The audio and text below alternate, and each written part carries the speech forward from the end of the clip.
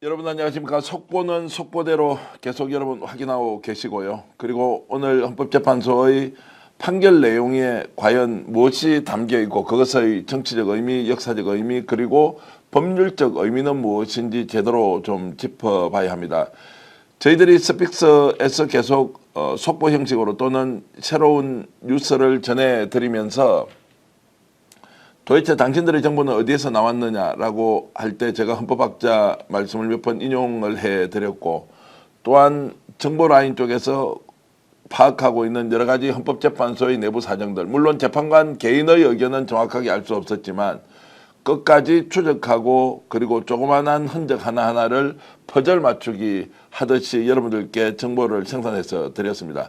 또 어제 그저께는 윤석열이 내부에서 저항을 하는 것이 아니라 승복하는 메시지를 준비하고 있다고 그저께 밤 역전의 용사들에서 알려드렸는데요. 어제 하루 동안 윤석열 파면 결정이 되기 전까지 이런저런 논란이 있었습니다. 공성전을 할 것이다. 끝까지 버틸 것이다. 그런데 여러분 조금 전에 보셨죠. 윤석열의 성복 메시지가 나왔습니다. 부족한 저를 이해해 주기 바란다.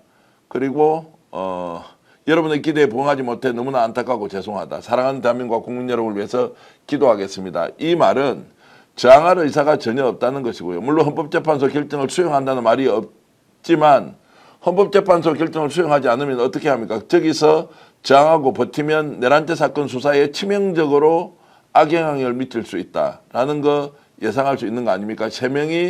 저 내용을 세 명이 내부에서 대통령실에 준비했다는 말씀을 그저께 드렸는데 그것이 오늘 실제로 사실로 확인이 되었다는 면에서 저희들 취재가 헛되지 않았다는 말씀을 한 번 더 드리겠습니다. 오늘 이 자리는 저희들이 지금까지 이제 취재 과정에서 여러 정보를 취합하고 또 분석할 때 결정적으로 도움을 주신 분인데요. 한동대 이국은 교수님이십니다. 그리고 헌법학자로서 지방분권운동 그리고 며칠 전에 MBC에도 나와서 이렇게 말씀을 해 주셨는데 김영두 재판관의 역할론이 매우 중요하다는 말씀을 하셨고 저희들이 방송에서 처음 여러분들께 알렸는데요. 이국은 교수님 모시고 지금 헌법재판소에서 결론을 했던 그 판결문의 내용에 대해서 집중 분석하고 그리고 8대0의 의미가 무엇인지 그리고 한덕수 처리 문제를 지금 과연 어떻게 할 것이냐. 본인은 지금 갑자기 나서서 대선 관리 최선을 다하겠다라고 하는 희한한 얘기를 했는데 이제 이런 부분도 우리가 헌법 수호의 차원에서 어떻게 접근해야 될지 그리고 대통령 선거를 앞두고 대한민국을 이제 우리가 관통하는 아젠다를 무엇으로 만들어야 할지 함께 얘기 나눠보겠습니다. 예고 없는 이런 방송에도 무려 1000분이 지금 들어와서 이제 실시간 접속을 해주고 계신데 여러분께 진심으로 감사의 말씀드리고요. 우수 아이야님, 소라님 여러분들 들어와 계십니다. 먼저 여러분들께 이국은 교수님 소개해드리겠습니다. 교수님 어서 오십시오. 안녕하십니까. 뵙겠습니다. 이제 이번 헌법재판 과정에서 굉장히 많은 정보 주셔서 저희들은 결정적으로 잘 활용을 했습니다. 오늘은 이제 끝이 나고 사전에 제가 교수님 꼭 나와서 인터뷰를 한번 했으면 좋겠습니다. 말씀드렸는데 오늘 이렇게 귀한 자리에 참석해 주셔서 고맙습니다. 예, 인용이 되고 나올 수 있게 돼서 저 개인적으로도 크게 다행이라고 생각합니다. 예. 이제 판결문 내용으로 바로 들어가 보겠습니다. 이제 8대0으로 이제 결국에는 될 것이라고 일관되게 교수님 말씀을 하셨고요. 네. 의외로 보충 의견에 이런 것들이 국민들이 논란을 이렇게 논란으로 생각할 만한 내용이 없던데 판결문 전반적으로 좀 이렇게 해설을 해주시면 어떻습니까? 네. 지금 판결문이 나와서 배포가 되고는 있는데요. 100페이지가 넘는 긴 판결문 결정문 전체를 제가 자세히 볼 기회는 없었습니다. 근데 다들 들으셨지만 선고문의 대부분의 내용이 잘 담겨 있기 때문에 이제 그 내용 중심으로 말씀을 드리겠습니다. 크게 보면 세 부분인데요. 먼저 이제 이 탄핵 소추의 적법 요건을 따져보는 부분이 있고요. 그 다음에 헌법재판소가 이번 윤석열 대통령 탄핵과 관련해서 모두 5개의 쟁점을 잡았거든요. 그 5개 쟁점 하나하나에 관한 판단이 있고요. 마지막에는 대통령의 이런 행위가 파면을 할 정도로 법을 중대하게 위반했느냐 여부를 따지는 그 부분이 있습니다. 다들 들으셨겠습니다만 적법 요건과 관련해서는 몇 가지 그동안에 이제 그 피청구인 측에서 주장했던 쟁점들이 있었습니다. 예를 들면은 그 내란죄 부분을 나중에 소추사유에서 주장하지 않겠다라고 하는 주장을 했는데 이것을 어떻게 평가해야 될 건가? 피청구인 측에서는 국회에서 재의결을 해야 된다 이런 부분이 있었는데요. 소추사유의 동일성이 유지가 되기 때문에 이 부분은 이유 없다 이렇게 이제 했고요. 다만 여기에 대해서는 정형식 주심재판관께서 향후에 이제 이런 일이 또 있을 경우에는 임시회를 열어 가지고 이제 이 소추를 다시 하는 같은 사건을 소추를 다시 하는 것과 같은 일에 관해서 조금 우려를 표하시는 보충 의견을 내셨고요. 그 외에 적법 요건에서 제일 중요한 것이 이제 증거 법칙과 관련해서 형사소송법상의 전문 법칙을 어떻게 그 원용할 것인가, 준용할 것인가의 문제였는데 이 김복형 재판관하고 조한창 재판관께서는 훨씬 더 엄격하게 해야 된다. 그 중간에 지금 형사소송법이 한번 개정이 됐기 때문에 그 취지를 가지고 말씀을 하신 것이고요. 이에 비해서 이제 김형두 재판관과 이미선 재판관은 그렇지 않다. 성질 자체가 탄핵 재판은 다르기 때문에 더 완화해서 할 수 있다라고 하는 보충 의견을 이제 쓰셨고요. 앞서 말씀드린 이제 실체 요건 5개에 관련해서는 비상계엄 자체의 적법성이나 아니면 포고령이나 그 외의 부분들과 관련해서 8분 모두가 만장일치로 다 이 소추인 측의 그러니까 국회의 견해를 받아들이는 그 설시를 하셨습니다. 그리고 마지막에 이제 위법성과 관련해서는 아마 다들 들으셨겠는데 대통령직을 더 유지하고 국민의 신임을 그대로 유지할 수 없다. 대통령을 파면하는 것에서 오는 여러 가지 불이익이 없는 건 아니지만 지금 이대로 두어서는 안 된다. 헌법을 지켜야 된다라는 취지의 저 개인적으로는 이번 그 선거 요지문을 누가 쓰셨는지 모르겠는데 문장 자체가 굉장히 명료하고 또 단문이고 법을 모르시는 분들도 쉽게 이해하실 수 있을 만큼 공들여서 잘 쓰신 것 같아요. 또 마지막에 이제 탄핵 심판이기 때문에 시간을 확인하겠다. 그래서 11시 22분이다. 그렇게 네. 하고 주문을 읽으셨습니다. 여러 가지로 그동안에 헌법재판관 8분이 결정하시기 위해서 드린 공력이 좀 드러나는 결정문이 아니었는가 생각하고요. 요새 유행하는 말 한마디로 그냥 제가 좀 평을 하자면 네. 이제 폭삭 속았수다. 폭삭 속았수다. 깔끔하게 정리가 되었다. 폭삭 속았수다가 그 제주도 사투리로 대단히 수고 많이 했습니다. 폭삭 속았수다. 네, 그 말이 대단히 납니다. 고생을 많이 그래서 했습니다. 이런 8분께 것인데. 폭삭 속았수다. 헌법학자로서 이제 이렇게 말씀 주시는 것은 뭐 충분히 이해를 하면서 또 우리가 정치평론을 하면서 갖고 있는 이제 질문들은 좀 더 날카롭게 드려보기로 하고요. 오늘 문영배 소장 대행이 직접 읽었던 주문 내용 그리고 이제 한번 직접 여러분 들어보시겠습니다. 재판관 전원의 일치된 의견으로 주문을 선고합니다. 탄핵 사건이므로 선고 시각을 확인하겠습니다. 지금 시각은 오전 11시 22분입니다. 주문, 피청구인 대통령 윤석열을 파면한다.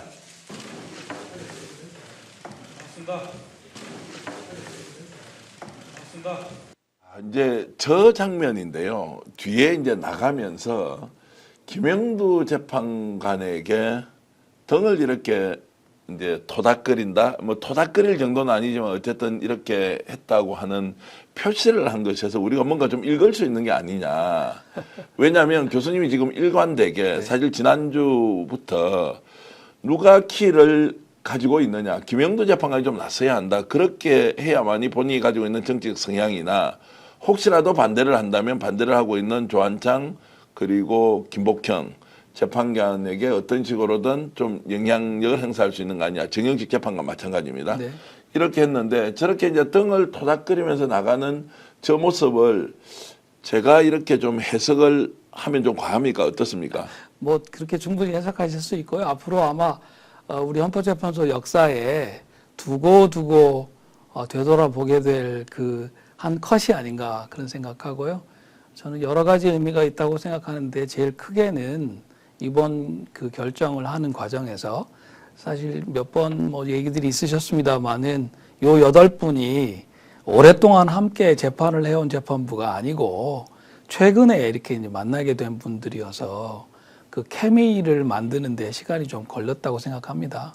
근데 그 과정에 김영두 재판관께서 알게 모르게 이 문재판관이나 또는 이미선 재판관들을 선임 재판관으로 잘 이렇게 좀 도우면서 모두가 함께 현명한 판단을 만들어 올 수 있도록 좀 애를 쓰셨다고 하는 거에 대한 감사의 표시가 저 동작 하나에 담겨지지 않았나 하는 생각도 있고요. 한 걸음 나아가서는 이제 문재판관, 이민선 재판관은 곧 퇴임을 하시지 않습니까? 4월 18일입니다. 네. 예. 그렇게 되면은 뭐 금방 그 새로운 재판관들이 임명되지 않는다면 김영두 재판관께서 최선임 재판관으로 이제 헌법재판소를 또 책임을 지셔야 합니다. 여러 가지 면에서 그래서 이제 뒤를 잘 부탁한다라는 뜻으로 저런 또 표시를 하시신 게 아닌가 하는 생각도 들고요.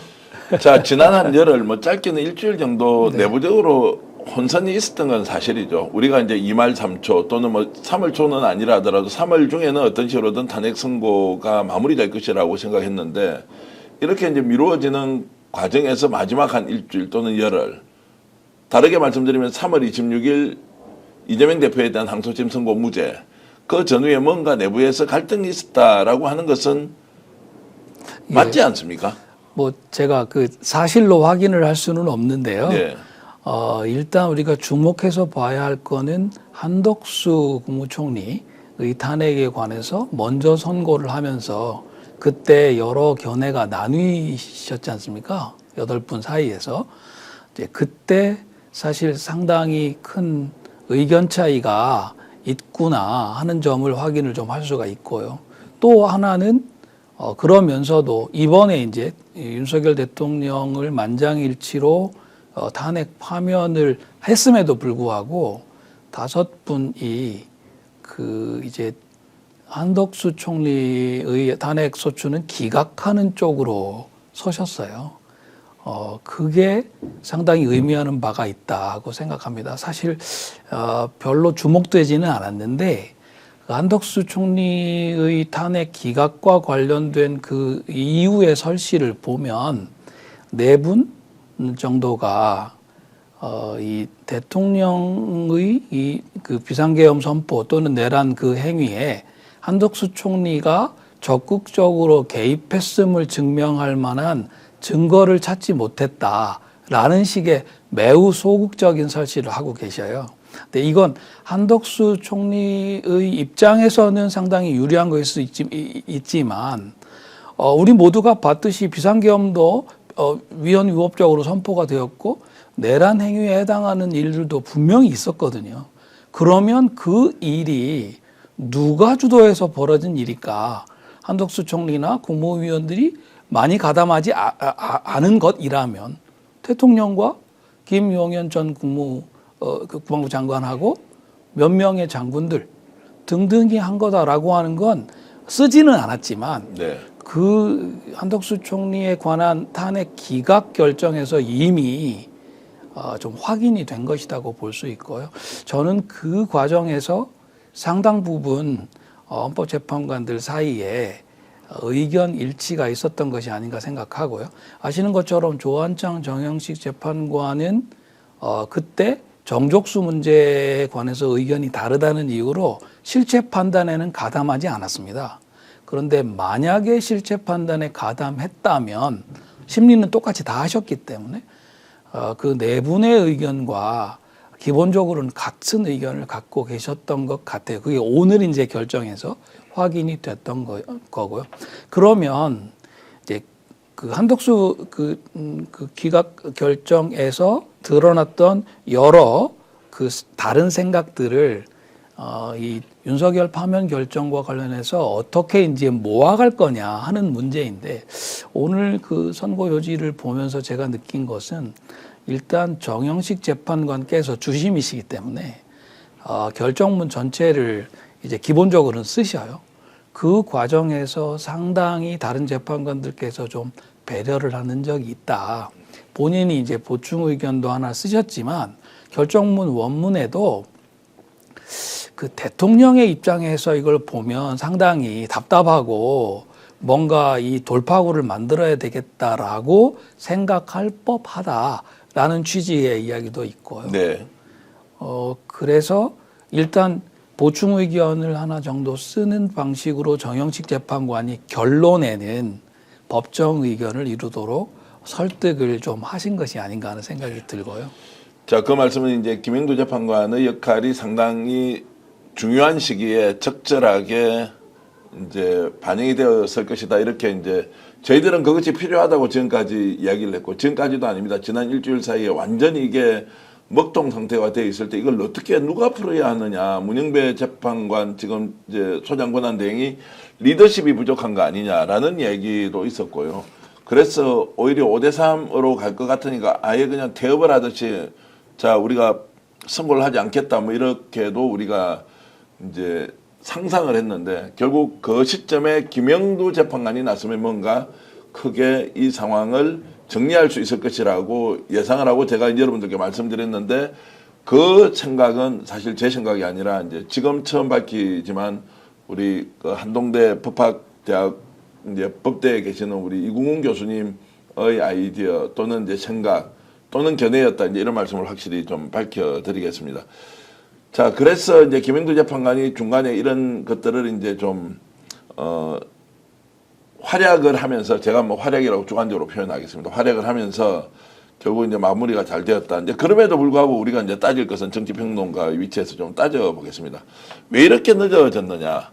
그 정도의 내용이 조율될 것 같으면 8대0으로 이렇게 깔끔하게 정리될 수 있을 것 같으면 국민들이 그렇게 불안해하고 걱정하는 것들을 좀 진작에 헌법재판소가 받아들여서 해도 되는데 왜 그걸 못했느냐라고 하는 것은 좀 미스터리 같은 이야기입니다. 저는 기본적으로 한덕수 그 국무총리하고 네. 최상목 권한대행이 굉장히 잘못한 부분이 많다고 생각합니다. 다들 아시지만 마은혁 재판관을 임명하지 않은 것은 결국 이제 6대3으로도 결정할 수 있는 것이 5대3이 되면은 아예 결정이 못 되도록 하는 효과가 있거든요. 그 계산들을 이분들이 분명히 했다고 생각하고요. 그래서 헌법재판소가 제대로 기능하지 못하도록 하는 쪽으로 지금까지 그 입장을 계속해서 고수하고 계신 거, 저 개인적으로는 대단히 유감이고요. 그런데 이제 저희가 뭐 추정하는 겁니다만, 김영두 재판관이 나서가지고 만약에 이 법정 의견이 6분이 일단 확보되도록 하셨다고 하면 다른 두 분, 조한장 재판관이나 이제 김복형 재판관도 이제 헌법재판관들 사이에서 6대2로 할 거면 8대0으로 하는 것이 나라를 위해서 좋다라고 하는 그 자력에 이제 끌려가실 수밖에 없다고 저는 그런 생각하고요. 오늘 나온 결정문도 보면 바로 그 이유 때문에 이 절차적으로 형사소송법을 어떻게 준용할 것인가의 문제에 관해서 보충 의견을 쓰시는 정도로, 그러니까 반대하고 소수 의견을 쓰시지 않고 보충 의견을 쓰시고 여기에 맞서가지고 이미선 재판관, 김형두 재판관이 정반대 취지의 보충 의견을 또 남기시는 방식으로 양쪽의 의견을 이 결정문에 담았다. 저는 이제 그런 생각이 듭니다. 김형두 재판관이 저희들 짐작하는 대로 역할을 좀 하셨겠습니다만은 다른 한편으로 보면 오늘 결정에 보충 의견을 쓰지 않으신 세 분의 재판관이 계셔요. 네. 문영배 재판장과 정계선 재판관 그리고 정정미 재판관 세 분입니다. 결정문에 자신의 목소리를 담지는 않으셨지만 법정 의견을 꿋꿋이 지키는 방식으로 네. 이분들이 중심을 잡으셨다 그런 생각이 들고요. 이제 다 끝났으니까 하는 말씀인데 8분 모두가 애를 많이 쓰셨고 또 자기 주장을 해서 제가 전에 다른 곳에서 말씀드렸습니다만 판사들 중에 이 찬란한 소수 의견을 쓰고 싶은 그런 명예욕이 있을 수 있어요. 네. 그런데 적어도 이번 결정에서는 그걸 좀 자제하시고 국민 모두를 설득할 수 있는 이 만장일치의 의견으로 이제 다 좁히신 거에 대해서는 8분 모두를 다 좀 치아드리고 싶다. 그래서 제가 폭삭 속았으다. 수고 예. 많이 하셨다. 그 말씀 좀 드리고 싶습니다. 그 이제 이 부분은 어떻습니까? 지금 헌법재판소의 존폐 문제까지 사실 국민들이 거론하면서 이런 헌법재판소 왜 둬야 하느냐 질문이 많았고 비판도 엄청났습니다. 그럼 헌법재판소가 오늘 이제 8대 0으로 파면 결정을 하면서 그 이슈는 좀 사라질 것 같습니까? 아니라고 생각합니다. 아니다. 예. 저는 그 3월 26일을 전후한 시기에 헌법재판소가 약 2주일 동안 이유를 설명하지 않으면서 결정을 늦춘 꼴이 되지 않았습니까? 그때 초조하게 헌법재판소의 최종 결정을 기다리던 대다수 국민들이 하루하루 지나면서 분노하고 도대체 이 8사람의 법률가에게 우리 헌법을 지키는 최종적인 책임을 맡겨두는 것이 옳으냐라는 헌법재판소 제도의 정당성에 관한 여러 질문들을 하셨어요. 저는 그게 헌법재판 제도의 숙명이라고 생각합니다. 그 과정이 있었기 때문에 어떤 의미에서는 헌법재판관 8분이 큰 부담과 압력을 느껴서 이 8분이 자신들의 이익을 위해서 이 결정을 한 게 아니지 않습니까? 심지어는 거리에 나와 있는 탄핵을 반대하는 분들까지도 설득하기 위해서 이 결정을 하신 거지 않습니까? 그러려면 아주 강한 압박과 강한 부담은 받으실 수밖에 없는데 결과적으로 보면 지난 한 2주일 정도 대한민국에 계신 보통 시민들께서 가만 있지 않으시고 여기 스픽스입니다만 정말 스픽 아웃을 해서 헌법재판소 정신 차려야 된다. 이런 식으로 하면 헌법재판소 아예 개헌을 해서 없앨 수도 있다라고 본인들의 뜻을 많이 밝히신 거. 이게 결과적으로는 오늘 같은 아주 상식적인 결정을 낳는데 에너지가 되었다. 동력이 되었다. 그런 생각하고요. 자, 그러면 이제 헌법재판소를 앞으로 어떻게 운영할 건지 이번에 뭐 재판소 내부 규정이나 이런 것들도 좀 구체화되지 않았던 부분은 이제 뭐 어떤 식으로 다듬는 방법도 있을 테고 이제 재판소의 운영 체계도 혹시 개헌이라는 상황이 오면 이제 다시 원점에서 재검토해야 한다라는 과제 정도는 이제 던져놓고 넘어가겠습니다. 한 가지만 더 말씀드리면 헌법재판소의 그 지금 재판관 자격을 법관의 자격을 가진 사람으로 제한해 놓고 있습니다. 현재의 헌법이. 이건 좀 손을 대야 되는 것이 아닌가. 헌법재판에 그 법률가들 8분, 9분만 모여 있는 것은 옳지 않다. 저 개인 생각으로는 9분 중에 4분 이하로 이 법률가 자격이 있는 특정 직군에 있는 사람들만 다 모여서 결정하게 하지 말고 다른 쪽 사람들도 들어갈 수 있도록 그래서 적어도 이 9분 중에 4분 이하가 되도록 그렇게 하는 것이 옳지 않겠나 생각하고요. 차제에 이 9분을 유지한다면 9분을 3분씩 3부가 이렇게 이제 구성하는 것이 과연 최선인지 아니면 모두가 국회에서 이 제적 3분의 2 또는 출석 과반수의 출석 3분의 2 정도의 가중 과반수로 선출하는 것이 더 낫지 않겠나. 이것도 좀 생각해 볼. 자, 그 말씀은 이제 생각합니다. 지금 법관 중심의 헌법재판소 구성이 이제 시대적 흐름에 맞지 않다는 것이고 해외 같은 경우는 어떻습니까? 미국이나 이제 헌법재판소를 운영하는 쪽에는 우리처럼 이제 법관이 아니고 이제 비법관 또는 일반인들 중에서 들어와서 이제 헌법재판관으로 하는 나라도 있습니까? 그 사실 미국 같은 경우에는 다들 법률가들이 지금 연방 대법원을 구성해서 헌법재판을 하고 있는데 이 연방 대법원은 일반 사건도 하기 때문에 그런 측면이 있고요. 흥미롭게도 미국 헌법 안에는 이 대법관의 요건으로 법관의 자격을 요구하고 있지 않습니다. 그래서 일반인이 임명된다고 해도 큰 문제는 없는 상황이거든요. 독일 같은 경우에는 이제 다 법률가들이 기본적으로 하는데 그때 그 법률가가 판사나 검사 출신들만이 아니고 법학 교수들 또 여러 분 참여를 하고 있어서 적어도 법조 안에서는 모든 지역이 다 참여하고 있다 그런 말씀을 드릴 수가 있고요. 네. 이제 다른 그 제도 헌법위원회나 뭐 이런 제도들에서는 일반인들, 정치인들도 참여하는 경우가 있긴 합니다. 근데 이제 저희가 헌법재판에 관해서는 거의 선진국 그 대접을 받거든요. 그렇다고 하면 앞서 말씀드린 대로 법률가가 아예 없으면 법적으로 그 좀 모순이 생길 수가 있으니까 그런 부분들은 체크를 하더라도 일반 시민들이 참여할 수 있는 길이 좀 열리는 게 좋겠다고 생각하고 그 점에서는 헌법재판소는 일종의 헌법 배심이다. 이 법률가들끼리 모여서 하는 재판부라기보다는 배심이다라는 생각을 저 개인적으로 좀 강하게 말씀드리고 싶습니다. 네, 그 말씀은 결국 헌법이라는 것이 국민이 이 헌법이라는 틀 안에서 그 기준에서 우리가 법을 만들고 또 우리 일상생활에 직접적인 영향을 미칠 수 있는 것이니 법관의 점유물이 되어서 이걸 할 수 있느냐 또 판단까지 하느냐 하는 것에서 근본적인 질문을 이제 해야 한다는 것이고 말씀 들어보면은 국가부 장관이 반드시 군인 출신이어야 하느냐 네. 오히려 문민 통제가 가능해야 한다. 네네.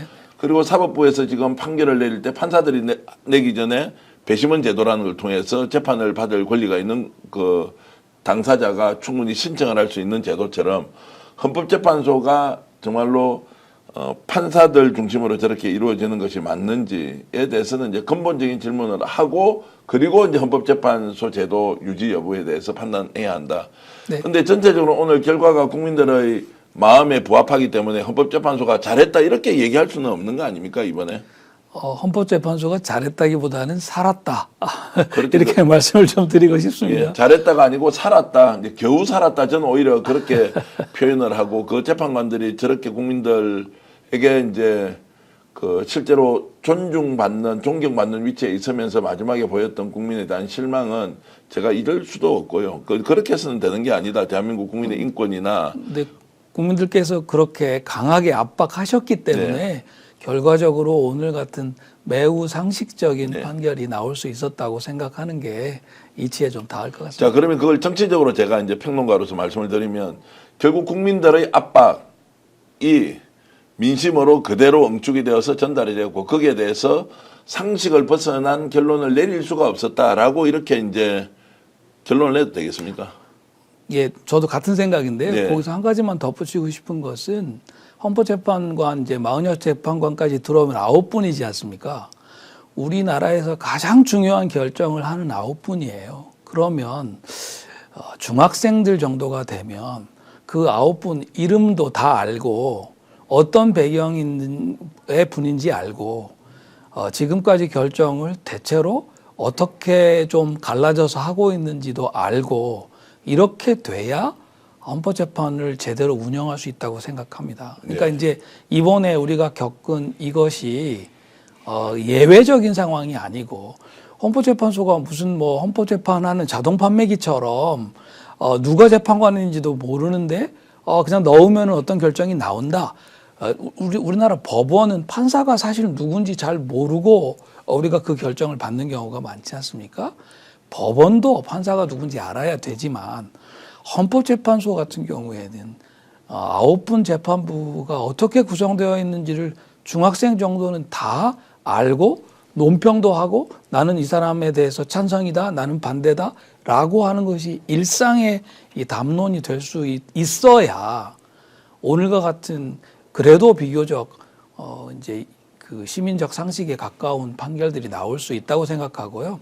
만약에 헌법재판관들이 익명 속에서 계속 판단할 수 있다고 하면 오늘과는 다른 그 판단들이 나올 수도 있다. 그런 생각이 저는 많이 있습니다. 근데 냉정하게 말씀드리면 헌법재판소 재판관들이 우리 국민의 상식적 기대는 헌법과 법률에 따라서 판결을 내릴 것이라고 의심치 않았는데 실제로 보니까 그게 아니었단 말이에요.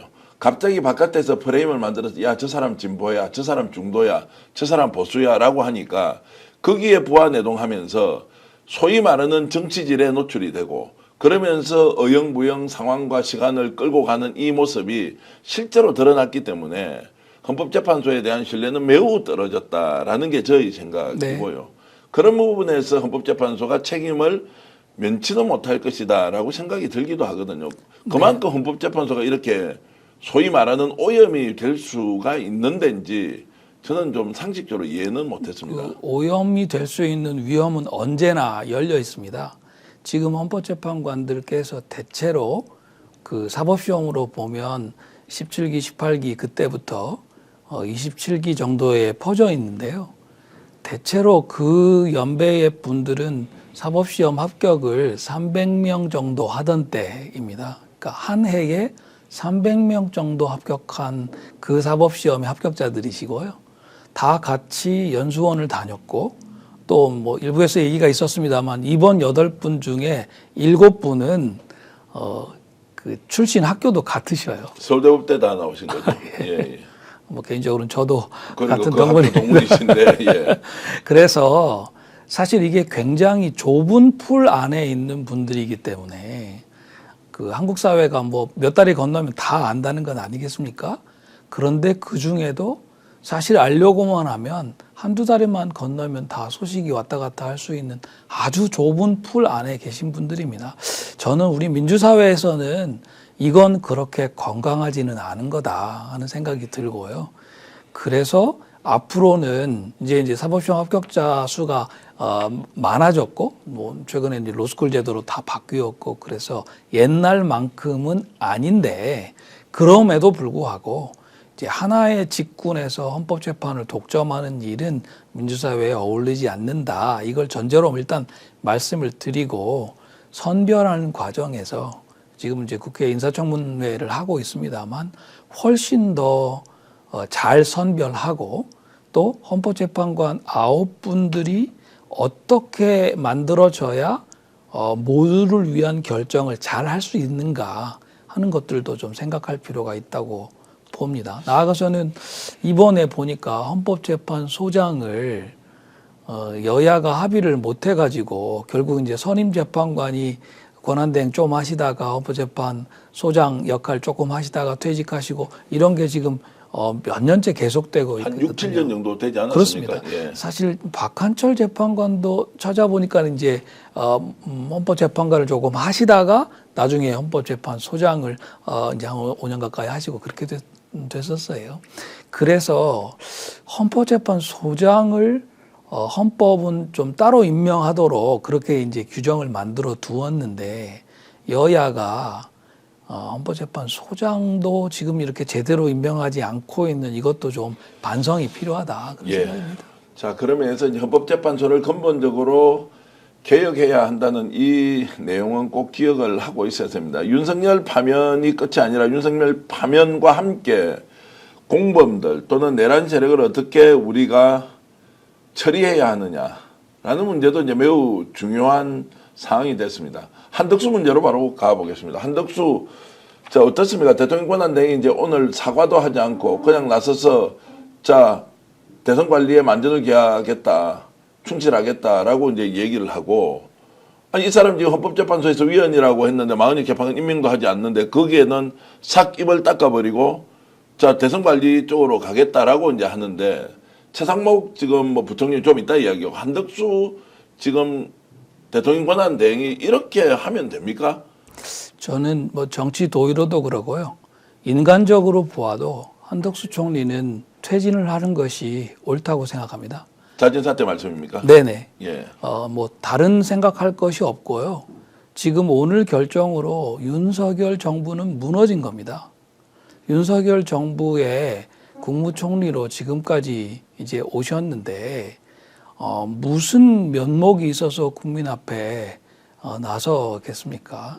저는 무너진 윤석열 정부의 국무총리가 이제 2달 뒤에 있을 그 대선 관리를 하겠다 이렇게 나서는 것 자체가 정치 도의로나 인간적인 도의로도 말이 안 된다고 생각하고, 더구나 그 지난번에 이제 대통령이 탄핵 소추가 되었을 때 헌법재판관이 6분밖에 안 계셨지 않습니까? 그런데 국회 몫에 헌법재판관 3분을 임명하지 않겠다고 국민 앞에 선언을 했어요, 이분이. 네. 그러면 헌법재판관 6분 가지고는 탄핵 심판도 해결할 수가 없는 상태가 됩니다.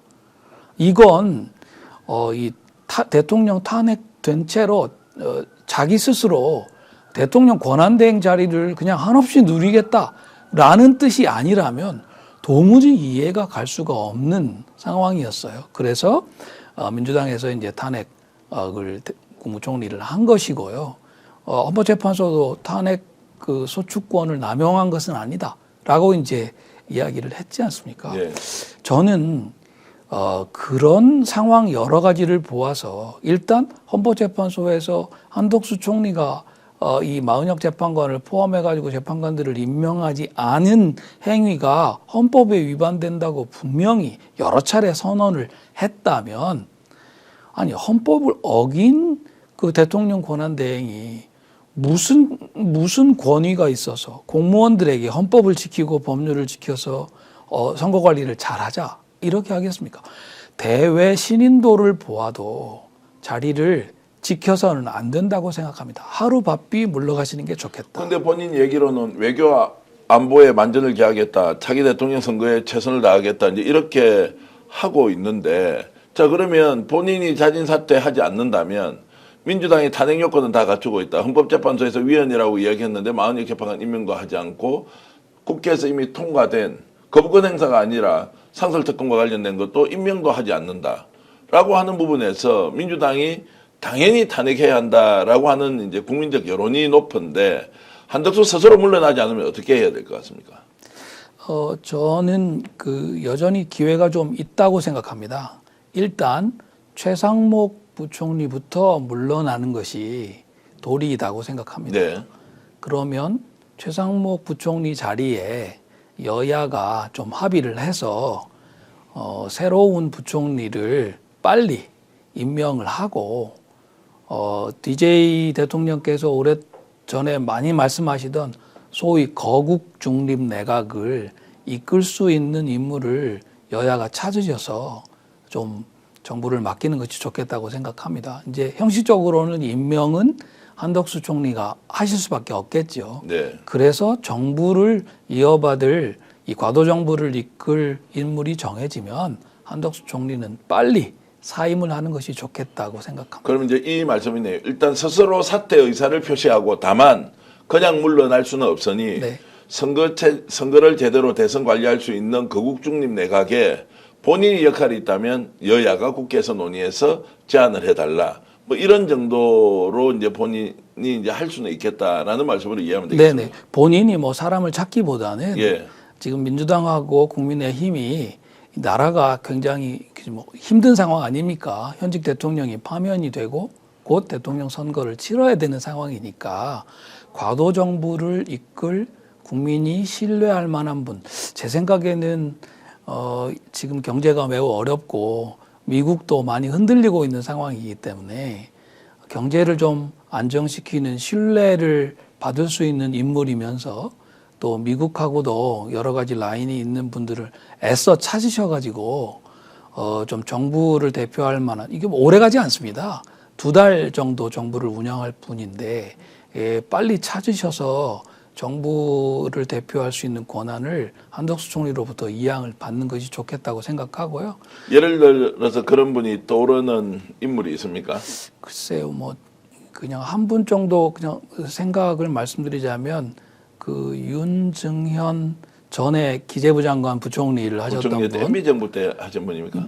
맞는데요. 예. 그때 이제 여러분 기억해 보시면은 2008년도 경제 위기가 리먼 브라더스 사태 이후에 있었습니다. 그 뒤에 우리나라도 굉장히 큰 위기가 닥칠 거라고 생각했는데 의외로 그 경제를 좀 안정적으로 이끌어 가지고 상대적으로는 큰 피해가 없게 하셨던 아주 주역으로 제가 알고 있습니다. 제가 뭐 그분을 특별히 이렇게 말씀드리는 건 예를 들면 예.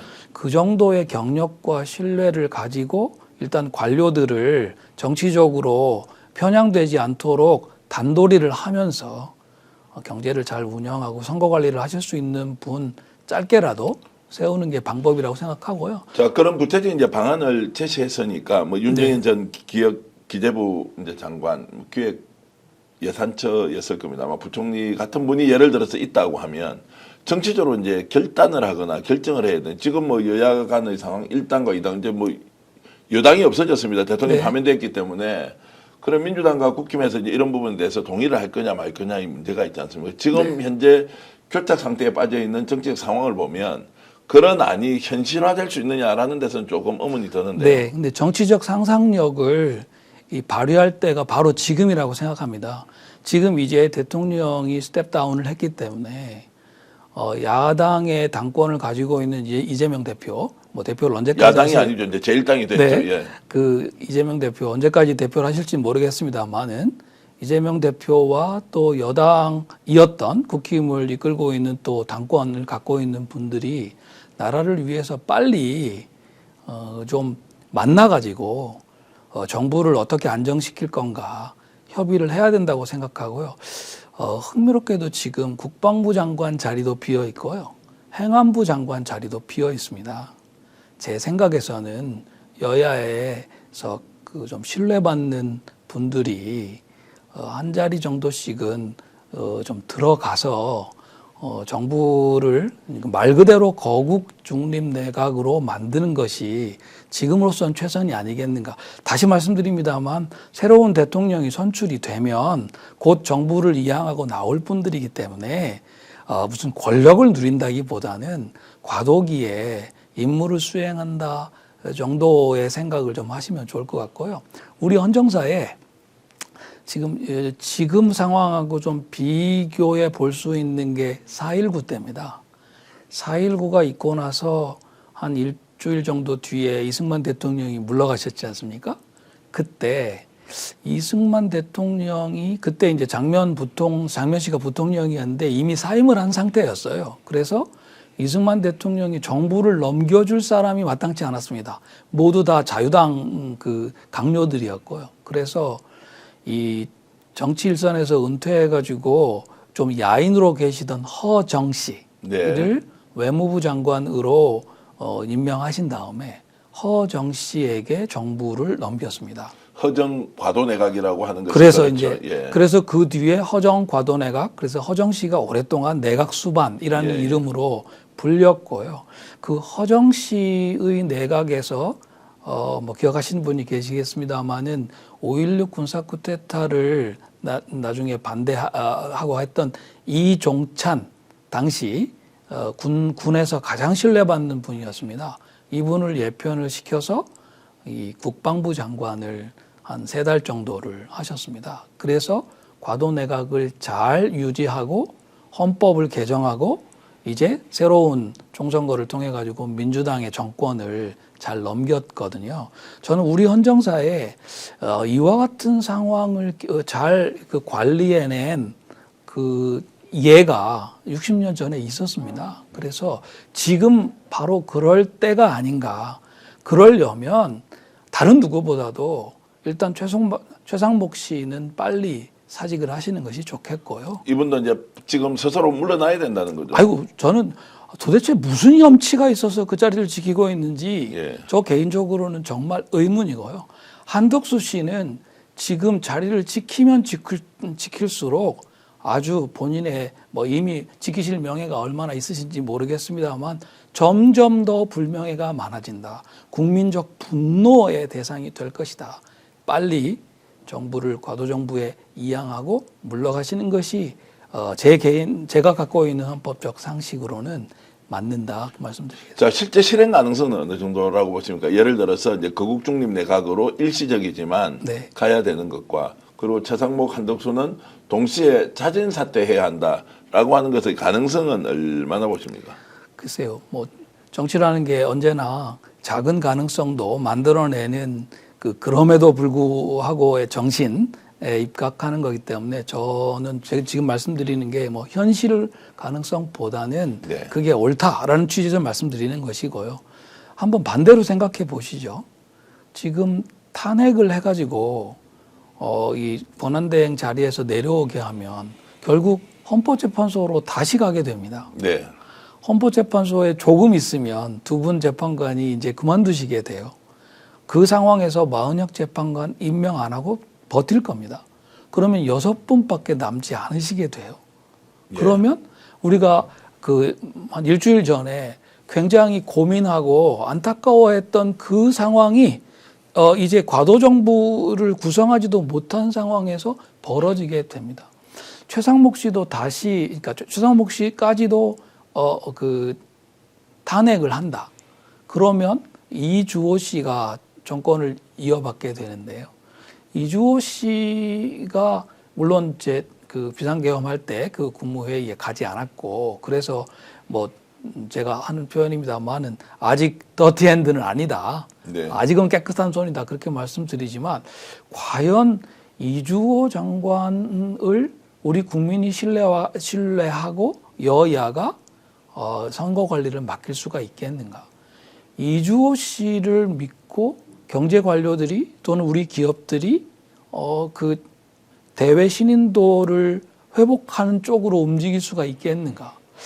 저는 지금 이 상황에서 여야 대표들이 좀 나라를 위해서 뭐가 제일 좋은 일인지 상상력을 발휘해서 짧은 임기라도 이 과도 중립 내각을 출범시키는 것이 최선이 아닌가 하는 말씀을 드리고요. 그게 만약에 안 돼서 근데 계속해서 최상목 씨나 안덕수 씨가 버티고 그래서 부득이 민주당에서 또 탄핵을 하고 헌법재판소에 가서 다시 헌법재판소가 지금 기능을 못한 상황에서 이도저도 못하는 상황이 되면 네. 거리에 또다시 대통령을 지키자든지 뭐 누가 내란이냐 뭐 이렇게 외치는 분들이 또 나오고 우리 모두가 짐작하듯이 앞으로 한 2주일만 지나면 대한민국은 이제 대통령 선거 열기로 휩싸이게 됩니다. 자, 이제 그래서 지금 한덕수, 최상목은 자진 사퇴가 최선이고 네. 아니면 탄핵을 시켜야 하는데 지금 분위기로는 자진 사퇴할 가능성이 크게 없어 보이고 버티기 한단 말이죠. 그러면 이제 내란 세력으로 사법 처리가 이제 눈앞에 다가왔다고 저는 보는데요. 자, 이런 경우는 어떻습니까? 그러면 자진 사퇴를 두 사람은 하지 않습니다. 국회에서 탄핵하면 4월 1일, 18일까지 지금 이제 문영배 재판관이나 이미선 재판관이 임기가 있으니까 네. 그 전에 아예 파면으로 이렇게 결정을 하는 수도 있지 않습니까? 그 가능성은 어떻게 보세요? 당연히 있습니다. 사실은 이제 아마 변론 딱 한 번만 하고 네. 곧바로 판결할 수 있는 정도의 준비가 헌법재판소에 이미 돼 있을 거라고 생각합니다. 네. 앞에 선례들이 있기 때문에 뭐 결정문 쓰는 것도 그렇게 어렵지 않을 거라고 생각합니다. 다만 그렇게 되었을 때 그 뒤에 이주호 장관이 대표하는 그 내각이 과연 국민의 신뢰를 가지고 이 어려운 그 대통령 선거 국면을 잘 관리해낼 수 있을 것인가, 이 걱정도 우리가 좀 함께 할 필요가 있다. 저는 그 말씀을 드리는 것이고요. 현실적인 이제 고민과 지혜로운 판단이 필요한 시점이라는 걸로 이제 지금 뭐 민주당 또는 이제 조국혁신당 야당이 이제 이 방송 보시는 정당 관계자들 계실 테니까 이제 판단에 참고하시길 바라고요. 다시 이제 지금 질문을 좀 드리고 싶은 것은 8대 0으로 결정한 것은 네. 헌법과 법률적 판단에서는 당연하다고 이렇게 생각하시는 거죠. 그럼요. 예. 그런데 그 중간 과정에서 어쨌든 어그러진 것도 사실이다라고 판단하시는 거죠.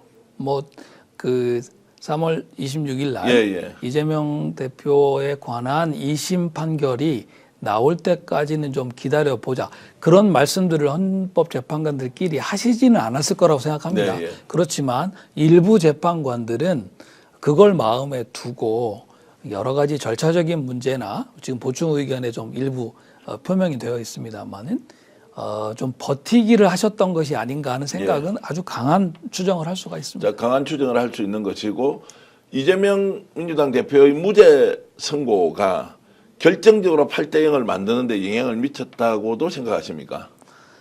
마음을 편하게 해준 측면이 있다고 생각합니다. 마음을 편하게 해줬다. 그러니까 이제 그 처음부터 이 파면 결정에 찬성하셨던 5분 또는 6분 정도의 그 분들은 이제 큰 부담을 던 꼴이 됐을 네. 거고요.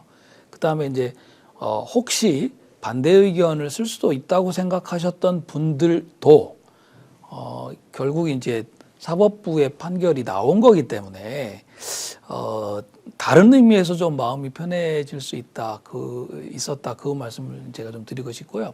앞에 제가 한 가지 그 좀 얘기를 덧붙이고 싶은 게 지금 이제 주목해 봐야 할 거는 공수처나 검찰, 경찰 이 수사기관들의 움직임입니다. 이미 윤석열 정부는 무너졌기 때문에 이 수사기관들이 스스로의 어떤 그동안 잃어버린 국민의 신뢰를 다시 확보하기 위해서라도 최소한이라도 확보하기 위해서라도 아마 적극적인 수사에 나설 가능성이 있습니다. 네. 여기는 대통령이나 대통령 부인, 그러니까 전직 대통령 부인도 있고 또 지금 현재 윤석열 정부의 그 좀 내란에 가담했을 거라고 이 추정되는 분들도 있습니다. 대통령실을 구성했던 분들도 있어요. 자, 그렇게 되면 그 수사가 전격적으로 이제 시작이 막 돼서 번져가게 되면 대통령 그 선거를 하는 와중에 다른 한편으로는 수사가 막 벌어지게 되기 때문에 과도하게 전국이 과열될 가능성이 상당히 많습니다. 네. 자, 그런 걱정에 대해서도 이제 충분히 이해를 했고요. 지금 이제 최상목 문제는 어떤 식으로 처리해야 하고, 그리고 이제 한덕수 문제는 남아 있는데, 그래도 이제 헌법재판소의 최종 결정 내용을 우리가 한 번 더 정리한다는 의미에서 네. 그 갈등의 국면에서 26일 이재명 대표에 대한 항소심 무죄 선고가 있었고, 그것이 이제 마음을 편하게 해준 것, 또는 소수의 의견이 다시 만장일치로 이렇게 바뀌는 그 과정에서 김영도 재판관의 역할이 굉장히 컸을 것이다. 제가 이제 이 말씀을 다시 한 번 더 여러분들께 상기시키는 것은 그 결정적인 순간에 누군가 중립적인 위치에서 상황을 국민의 위치에서 보면 매우 상식적이고 당연하고 또 헌법을 수호하는 관점이지만 그 내부의 갈등 양상으로 봤을 때 누군가 역할을 했다면 그 사람이 김영도 재판관일 가능성이 높다라고 하는 것이 네. 우리가 이 장면을 처음부터 끝까지 하나의 다큐멘터리로 보고 있다면 굉장히 주목할 만한 지점이다. 그 내용을 이구근 교수께서 한 일주일 전부터 열흘 전부터 집중적으로 말씀을 하셨다. 이제 이런 얘기를 네. 여러분들과 함께 공유를 하고 싶고요. 박미숙님, 아몰라님, 유로파님, 김영종님, 박진홍님, 박순실님, 이명숙님 많은 분들이 의견 주시고요. 지금 제가 나누고 있는 이구근 교수님과의 토론 내용이 여러분들과 100%또 같은 생각이 아닐 수도 있습니다. 다만 지금은 이제 헌법재판소의 윤석열 탄핵은 파면으로 마무리됐고 지금부터 전국을 이제 풀어나가는 아주 민감한 이슈에 대해서 어떻게 접근할 것인지 이것은 좀 더 현실적으로 다룰 수밖에 없다. 나름대로 솔루션이 필요하다. 이제 이런 말씀을 드리면서 여러분들과 함께 얘기를 나누고 있고요. 이제 대선으로 이제 급속도로 이렇게 이제 네. 넘어가게 되면 이제 대선 아젠다 같은 걸 정리할 때도 또 교수님의 의견이 필요할 거라고 저는 생각을 네. 하고요. 또 민주당에서는 당장 지금 대선 국면으로 넘어갈 때 소위 말하는 내란 세력의 종범들, 공범들을 어떤 식으로 처리할 것이냐 이런 것들도 매우 이제 민감하게 다뤄야 할 것 같고 조금 전에 속보가 들어왔는데 이제 대통령실에 있는 모든 비서관 행정관들이 일괄 사표를 냈다. 네. 뭐 수석부터 그건 당연한 이야기고요. 그리고 이미 승복 메시지가 나왔고 대통령실에서도 그냥 짐 싸서 다 나가겠다고 하는 걸로 보면 결국 아크로비스타로 이사 가는 것을 언제 할 것이냐 이제 이것만 남아 있고 아크로비스타에 이미 며칠 전부터 출입을 하면서 청소를 하고 있다. 새롭게 이사갈 준비를 하고 있다는 내용도 저희들이 단독으로 스픽스에서 그 보도를 해드렸는데요. 이제 저항하는 사람 그렇게 많지 않을 것이다. 그리고 거리에 모이는 사람 오늘 정광훈의 말로는 내일 광화문에 3천만 명이 모인다는 거예요. 그 말이 되는 소리인지 제가 참 모르겠는데 어쨌든 이제 그렇게 모은다고 하지만 그것이 어느 정도 국민적 공감대를 형성할 수 있을지 미지수다 이런 식으로 이제 말씀을 좀 드리겠습니다. 이제 유로파님 스픽스 이렇게 칭찬해 주셔서 고맙고요.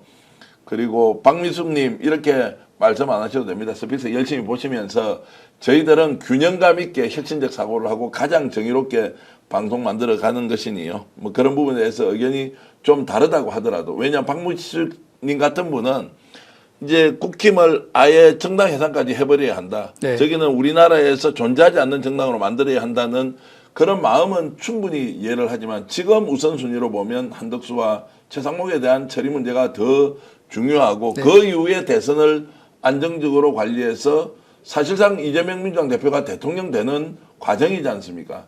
그러면 이제 그 과정에서 얼마나 좀 원활하게 국정을 대선을 관리할 것인지가 매우 중요한 문제이니 오늘 이 방송 끝나고 저희들이 4시 10분경에 더불어민주당 노정면 의원을 또 모시고 민주당이 네. 지금 본회의장에서 어떻게 이제 최상목 문제를 처리했는지 또 한덕수는 어떻게 할 것인지 여러분들께 상세하게 민주당의 방향을 또 설명을 드릴 테니까요.